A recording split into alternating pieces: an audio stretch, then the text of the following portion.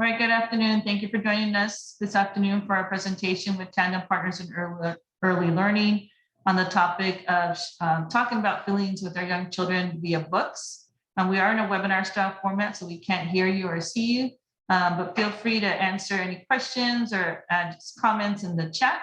And joining me this afternoon is Ms. Roberta Gonzalez, who's from Tandem, who will be doing this afternoon's presentation. Welcome, Roberta. Hi, thank you. My name is Roberta Gonzalez, and like Leticia said, I am from Tandem Partners in Early Learning. If you're not familiar with our organization, what we do is that we are a nonprofit that is working at the intersection of social justice and early childhood education. We provide free books, information, and events focused on supporting children, primarily those ages 0 to 5, and all of the adults in their lives.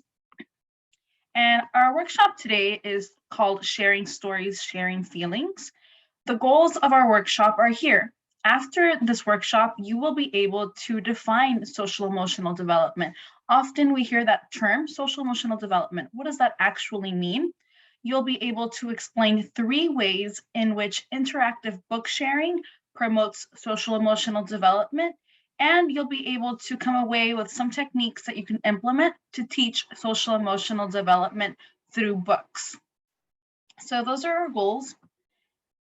And we're going to start by defining what is social and emotional development. Children and adults all need social intelligence and emotional intelligence to function in our society. Thankfully, like all types of intelligences or all types of skills, social and emotional intelligence are buildable. We can work on them. We don't need to necessarily be innately good or naturally good at processing our own emotions in order to learn and improve this skill. So we're going to start now by defining what is social and emotional development, because they're often grouped together. We often hear social emotional development, but they're actually 2 different types of skills, and they are very related, but they are 2 different skills that we need to build and work on. Social skills enable us to have positive interaction and cooperation with others around us. So they really allow us to have fruitful, positive relationships with the people that live around us or the people that we work with. And having social skills largely determines how your child will interact with others. Social skills allows children to form close and personal, secure bonds with other children and other adults around them. Social skills also help children seek comfort in social situations. So if they have some positive social skills, they'll be able to spend time with other people and feel comfortable. It won't be a stressful situation for them. Those are our social skills. And now our emotional skills allow us to name, express, and respond to emotions.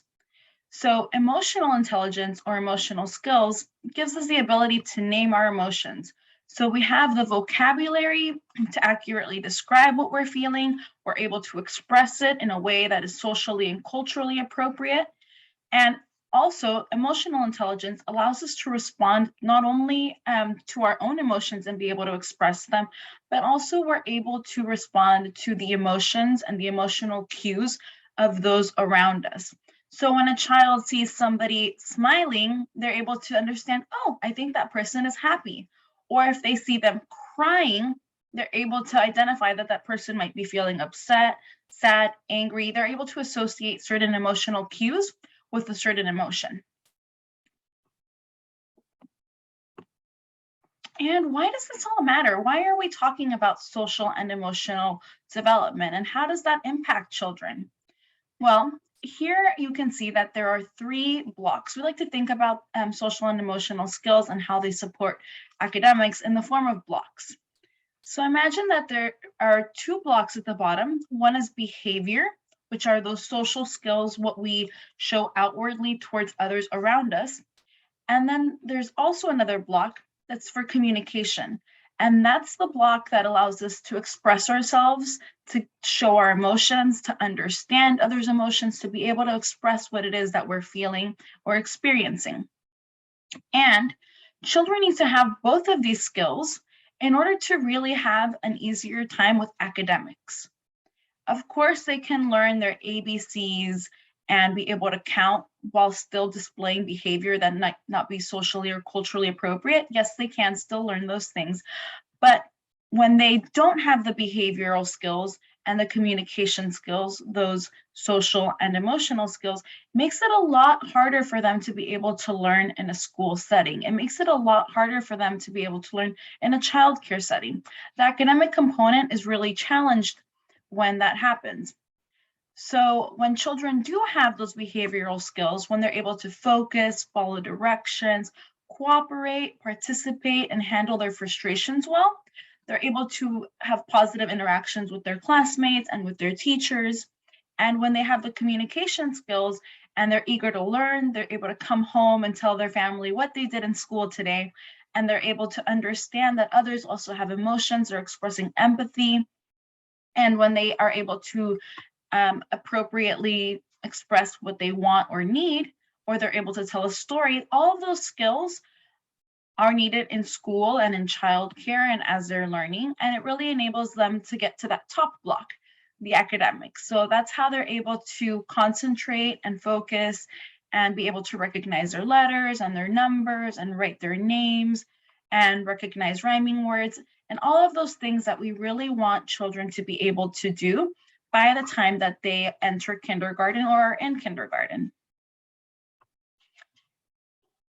And as has been mentioned before, if you have any questions or need me to slow down, please feel free to type it in the chat.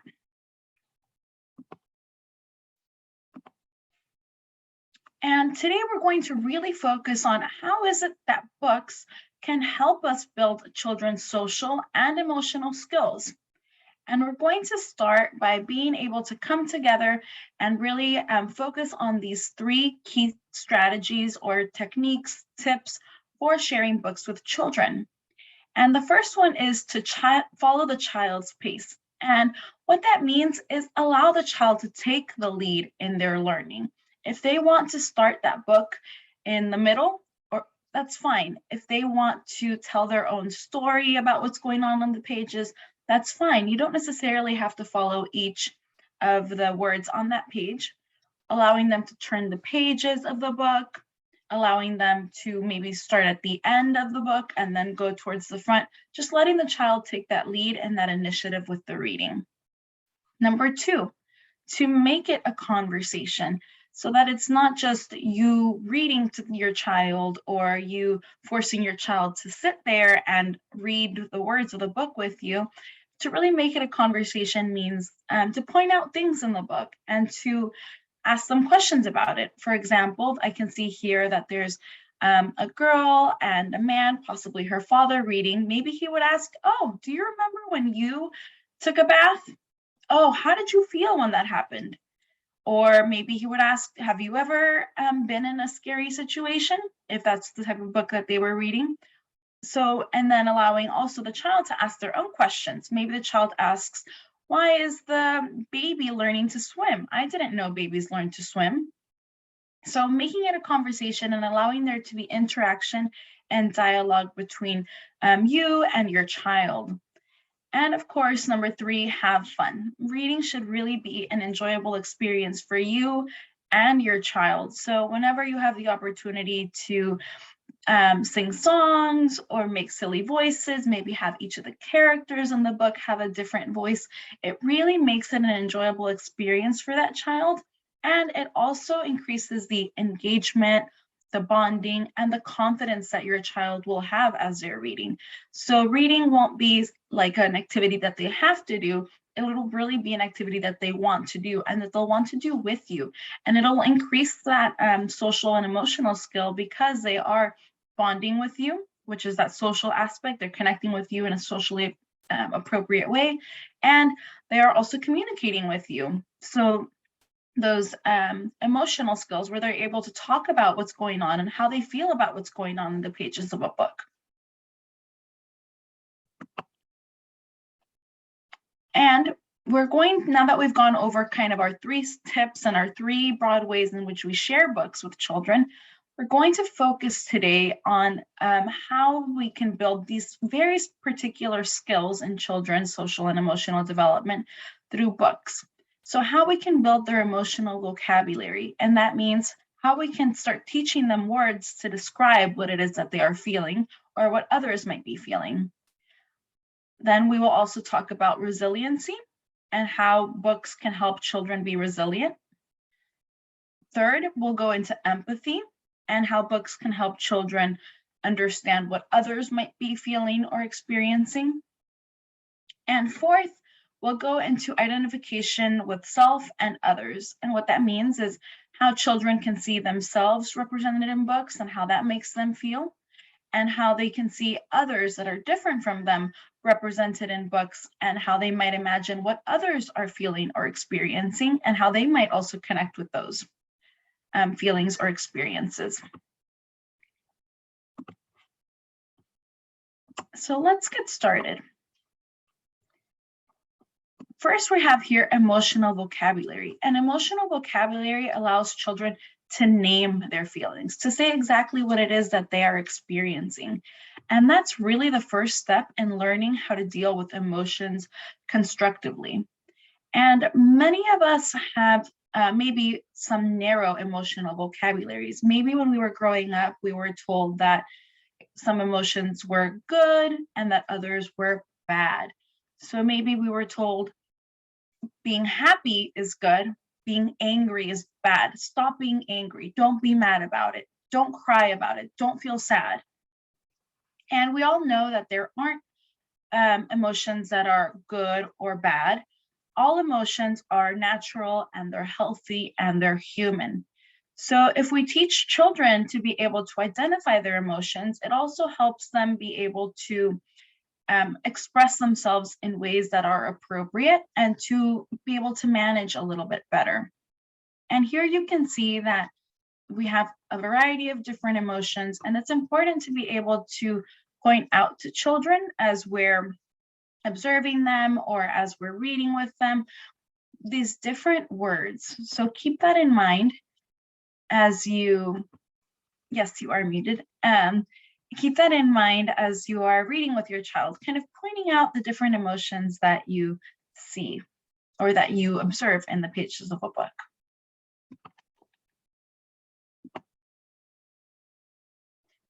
So if I was reading a page of this book, and here we have a book called Ruby Finds a Worry, I would use a book to do these core things. So first, label feelings in the character. I'm sitting with my child and we're reading the story, and I might say, I think Ruby feels worried. That's the word that I'm using. That's the emotional vocabulary, worried. And my child might not yet know what worried means.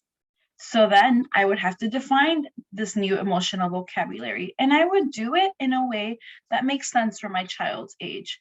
So I might say, worried is similar to feeling afraid. It's the feeling that we get when something's not quite going right or when we fear that something bad might happen.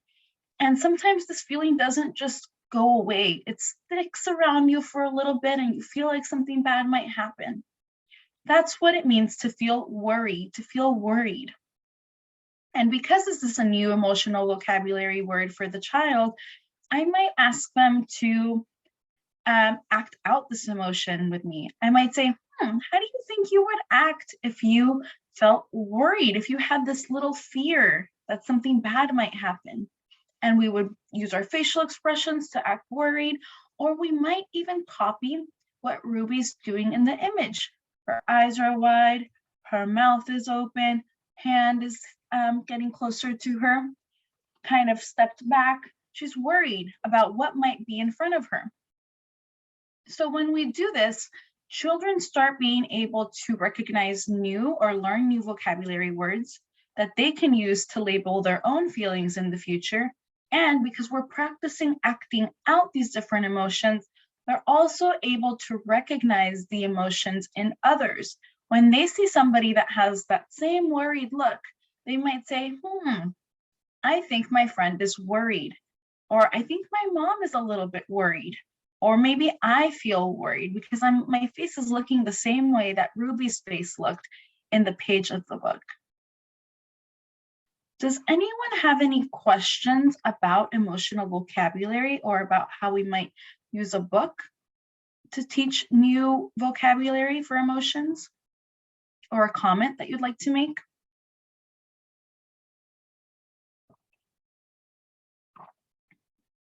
Again, if you have any comment or question, you can type it into the chat and I'll be able to see it.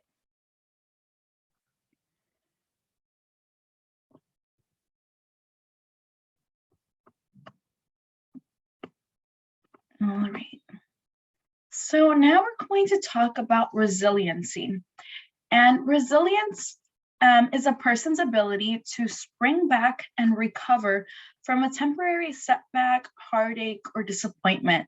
And children's books can really help them be able to cope with and understand some of the difficulties that they might go through.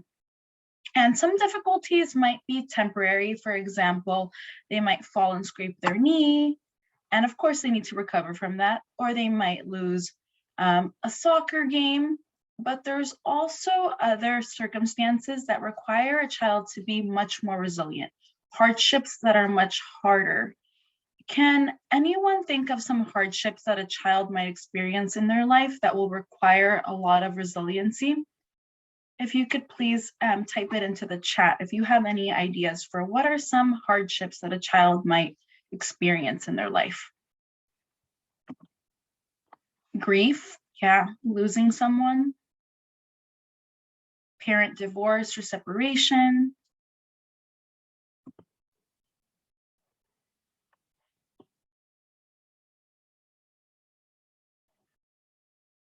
Yeah, grief, parent divorce, separation,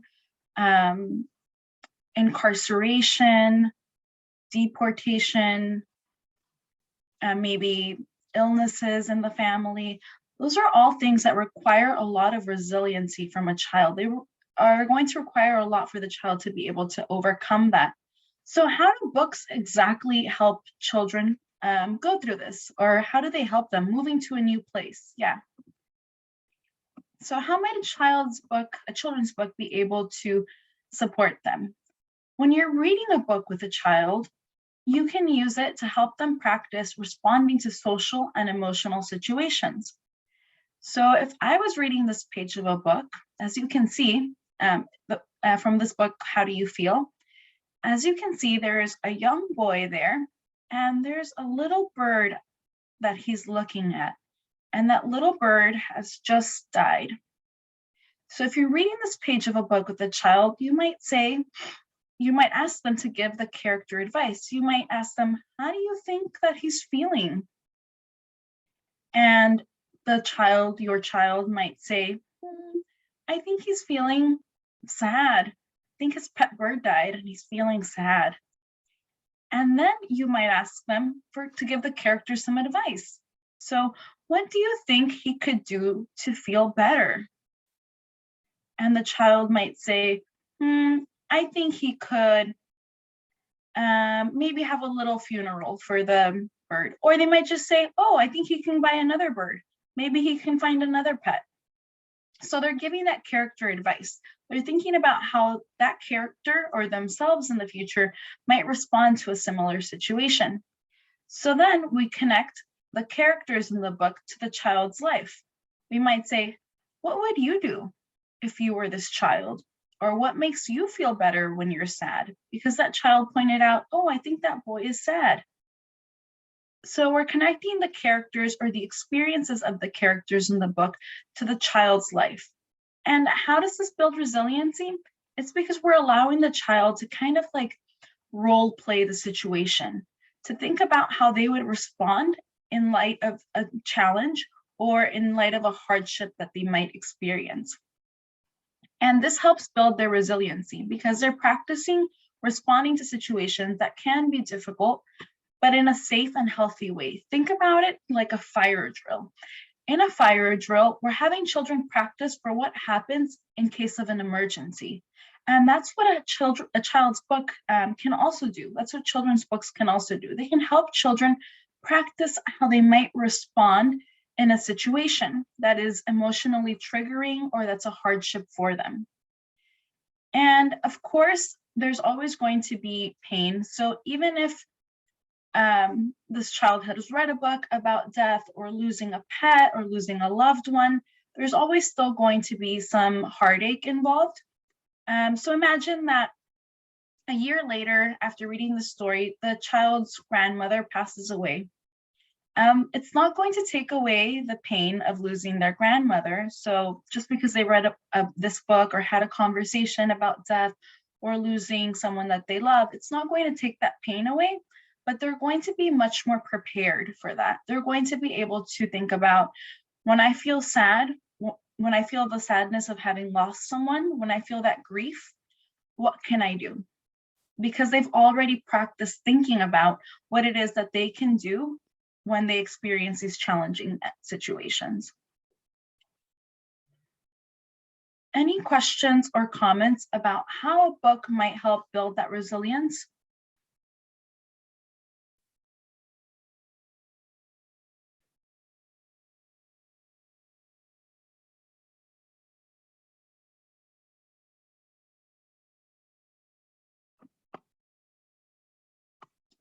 Okay.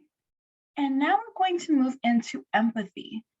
And empathy involves understanding that people are distinct, that they have different feelings, perspectives, and emotions than our own, understanding how others might be feeling. And books help children do this because we're able to look at different characters and try to understand what it is that those characters are feeling. So it's not about your child's emotions, it's about the emotions of the characters that they are observing in the book.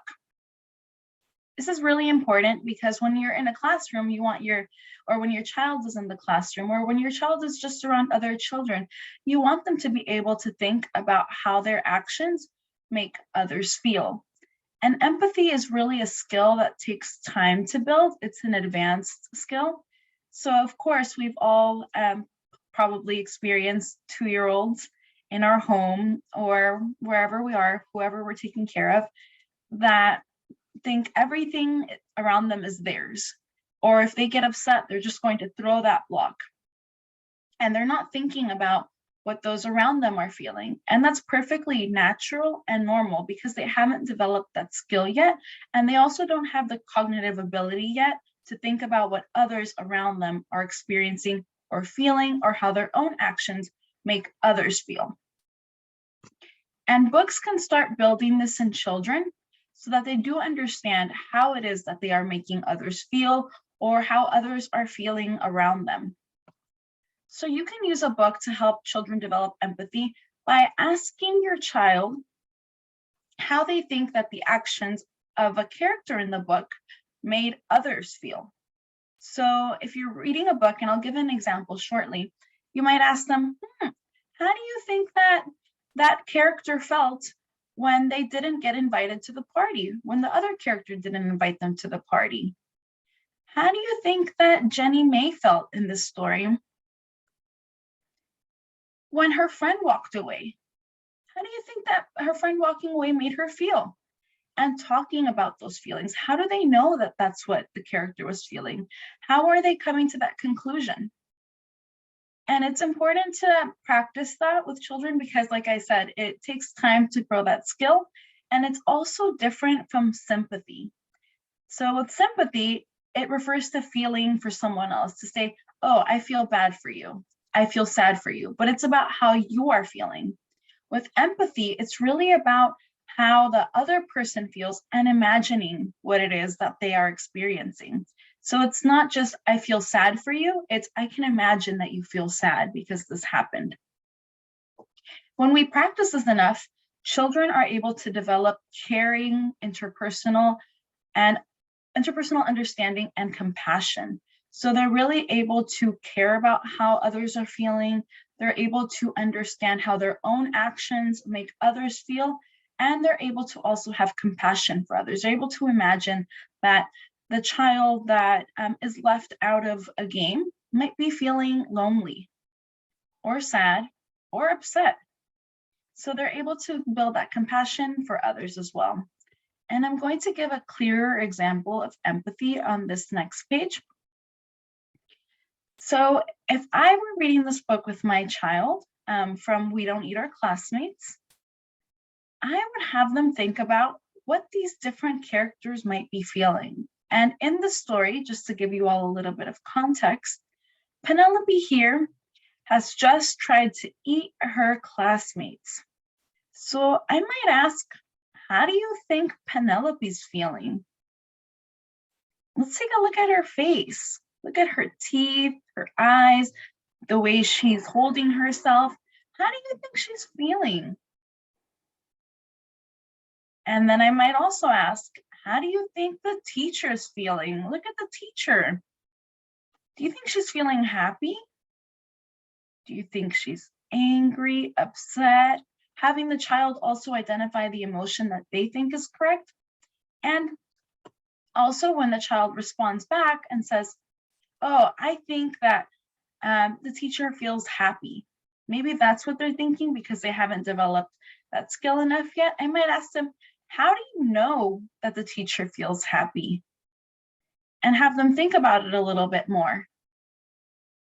Or I might ask them, if your classmate tried to eat you, how would you feel? How might those characters also be feeling? What do you think those characters are feeling when their classmate just tried to eat them? So having them think about what others are feeling, and then also connecting it with them. If they're not ready yet to just think about others' emotions, starting with, how would you feel if that happened to you? I think that's what they're also feeling. So being able to identify the different feelings in the characters and then also connecting it with them will support building that empathy up. Any questions about empathy or any comments?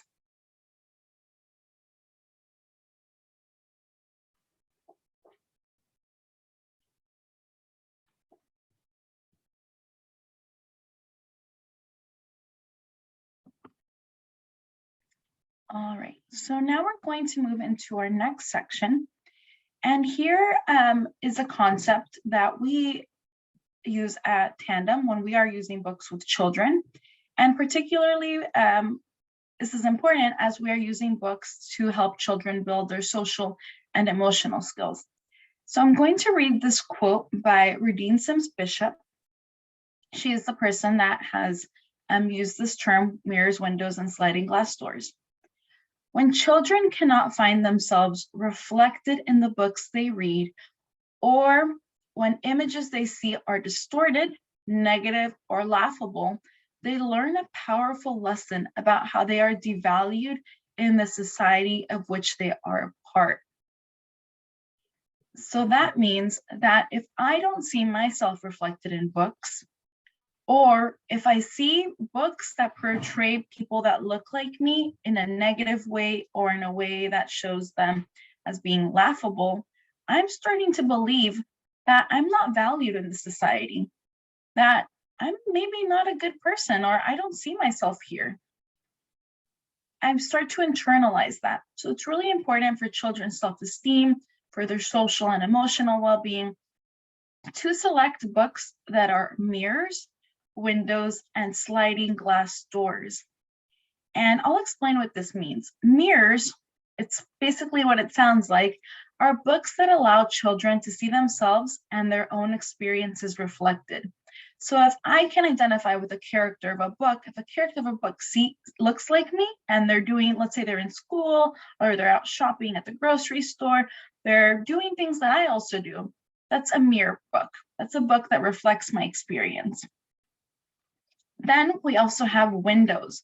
And windows are books that can help children learn about other people, places, things, and experiences. So maybe I live in the Bay Area in California with my mom and my dad. And I read a book about a little boy in Thailand that lives with his grandparents. That's a window. I'm learning about somebody else's culture, where they live, who they live with, maybe some of their own experiences. And then we have sliding glass doors. So these are books that transport children, that open them up into different experiences that may be fantasy experiences or stories and books of things like going into outer space or living in a submarine or maybe having an adventure with an animal. Those are the sliding glass doors books.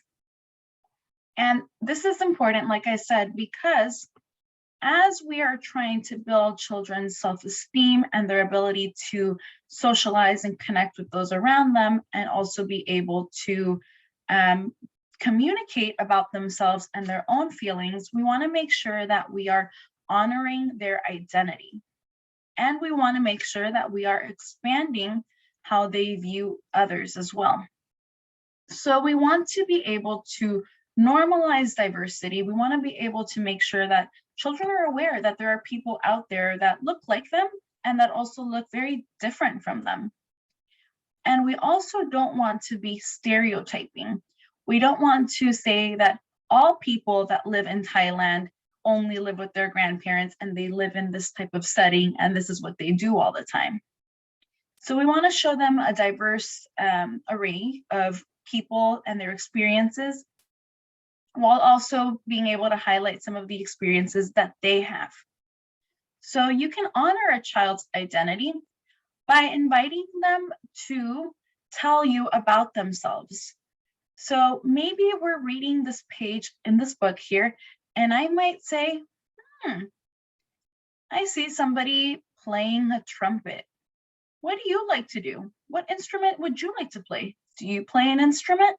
So inviting them to answer questions about themselves.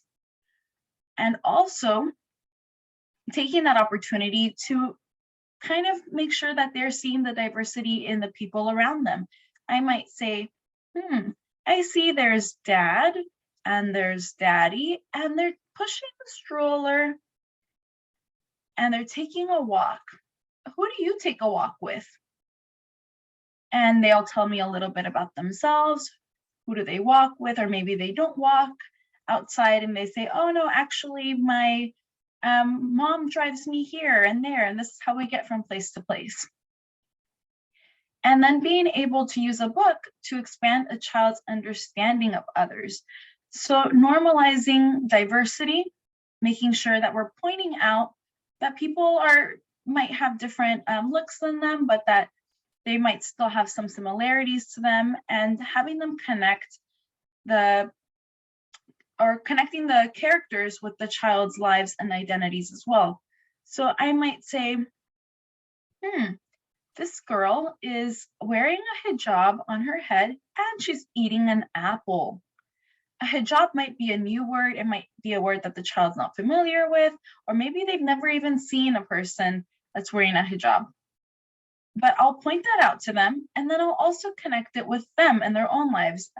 So we have this person here with a hijab, and she's eating an apple. What kind of fruit do you like to eat? Do you like to eat apples? Let's pretend to eat an apple. And that way we're calling out diversity and exposing them to different types of people, different cultures, different family structures, different abilities, while also connecting them with some sort of aspect of people. And in that way, we start to build in a common sense of humanity. So children learn to respect themselves. They are honored in their spaces. They are honored in the books. And they also recognize that others have similar experiences to them. So even if this person looks different than I do, that person deep down is also human. They also have emotions and feelings. And those little instances are what help build that connection with their own self-identity and also with others, and how others might be feeling. The experiences that others have aren't always so different. Even though our families might look a little different, we might have different cultures, we also have some things very much so in common. Any questions or any comments about how we can support children with self-identity and also identifying with others and understanding the diversity of others?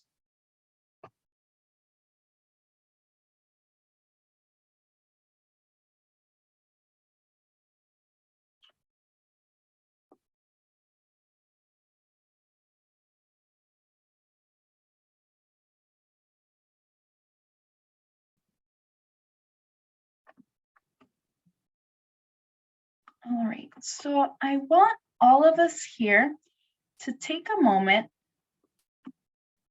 and to look at this page of a book from called Thank You, Omu. And in this moment, we're going to write down what questions, comments, or actions we would make to help develop our child or our children's social and emotional skills. So think back to that emotional vocabulary. What new vocabulary might you introduce using this image? And you can also put it into the chat if you'd like to share different emotions that you might point out here. Then also think about how you might use this page to build resiliency in a child. What questions can we ask them here? How might we support the child's growing empathy using this picture? And then finally, how might this picture of a book help with them identifying with themselves and their own experiences, and also pointing out the differences in others and how they can also connect with others that are different than them? If anyone has a question or vocabulary words that they would point out or actions they would do, please feel free to share in the chat.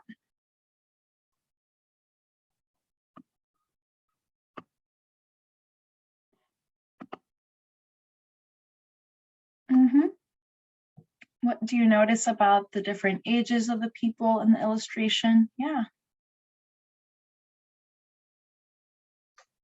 We can always ask which one looks most like you or like someone you know. Who looks most different than someone you know? What makes them different?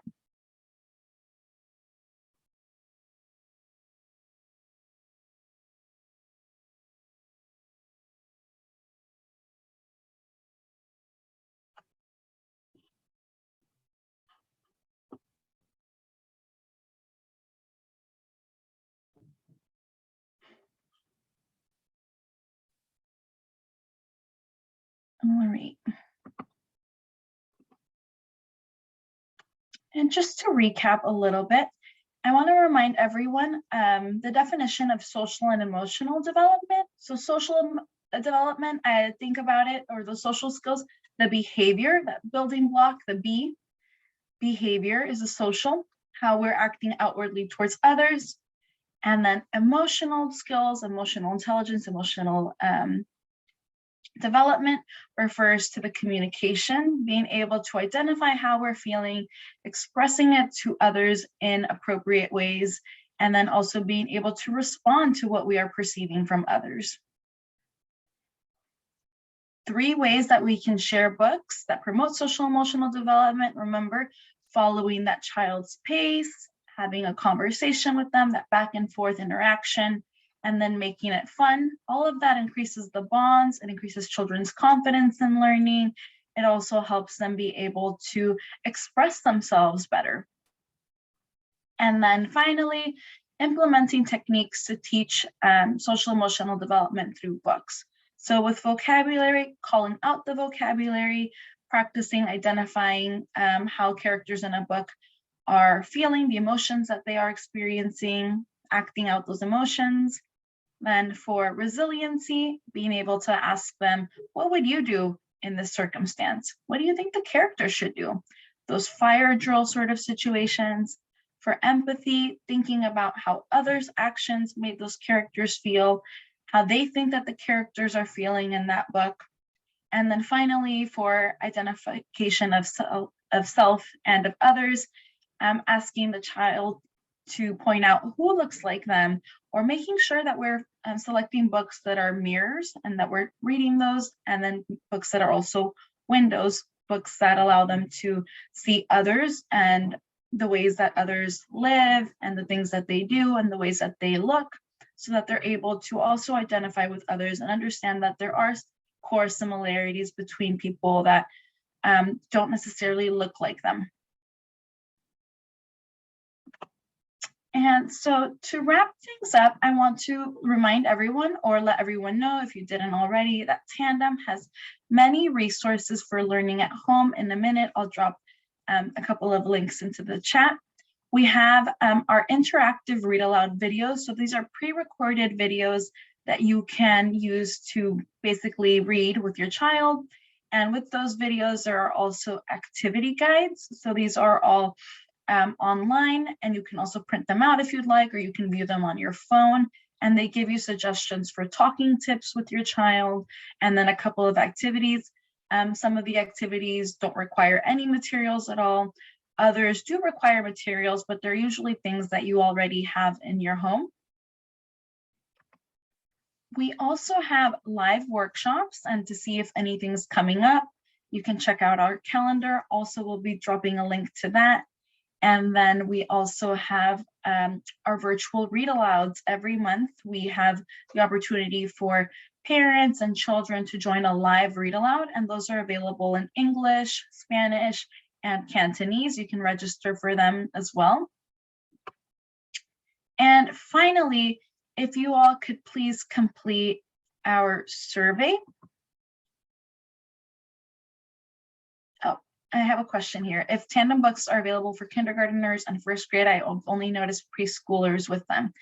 So our books, we primarily focus on 0 to entry into kindergarten. So most of our books are 0 to 5, 0 to 6. We do have a couple for elementary school age, and you can take a look at our website, which I'll drop down there, and it gives you a link to early elementary, possibly into maybe about first grade reading level, but definitely our core focus is on about 0 to kindergarten.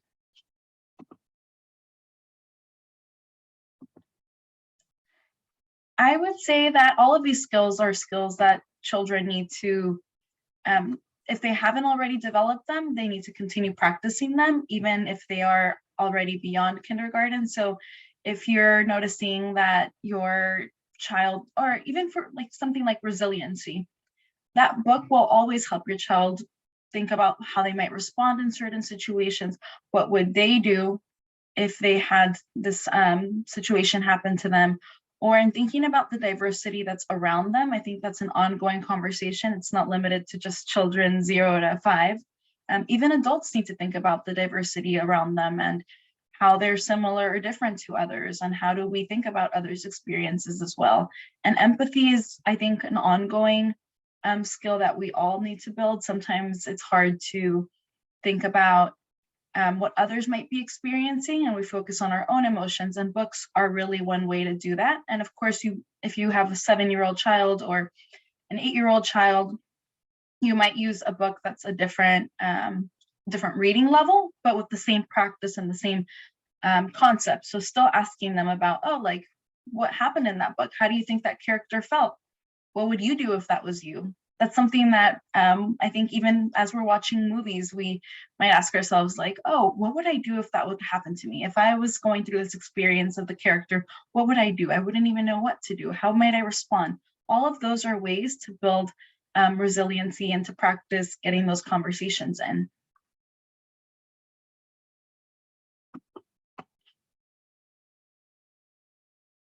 And just to wrap us up, there will be a survey that I'll drop a link down to. And in this survey, you'll see that you can change the language if you need to. On the top right corner, you can change it to Spanish or Chinese if you need to. It'll ask you for your phone number. We won't be contacting you for anything. It just helps us keep track of who's attended our workshops in the past. And then it'll ask you for a workforce registry ID number. You don't have to worry about this at all. You can just skip to the next question. And it'll ask you for today's date, today's workshop, and then also my name. And if you have any questions or anything comes up later on, please feel free to reach out at info@tandembayarea.org. I will drop the links that I had just mentioned now, and if anyone needs any help